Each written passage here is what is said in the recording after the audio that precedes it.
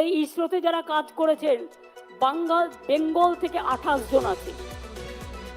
এই যে চন্দ্রাভিযানে কাজ করলো বাংলারই 28 জন আছে সায়েন্টিস্ট এবং টেকনিশিয়ান, নানা রকম কাজে যাদের লাগে। আমি নিজে তাদের পার্সোনালি লেটার দিয়েছি বলে আমি জানি, এবং তারা যদি আমায় সময় দেয় আমি তাদের সবাইকে নিয়ে এসে এখানে আমি রাজপথে আমি বিরাট প্রোগ্রাম করে তাদের ফেলিসিটেশন করতে চাই। এটা দেশের ক্রেডিট।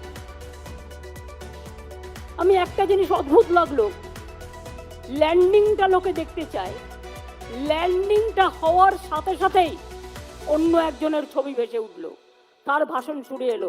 ল্যান্ডিংটা ঠিক মতো দেখতেই পেলাম না, ল্যান্ডিংটা দেখাই গেল না। বসেই ছিল রেডি হয়ে সব, ল্যান্ডিংটা দেখাই গেল না। আমি নিজের টিভির সামনে বসেছিলাম, ভাবছি কি করে ল্যান্ডিংটা করছে, স্মুথ ল্যান্ডিং না টাফ ল্যান্ডিং না রাফ ল্যান্ডিং না স্ট্রং ল্যান্ডিং দেখবার জন্য। পেলাম না দেখতে, ফলে বন্ধ করে দিলাম টিভি।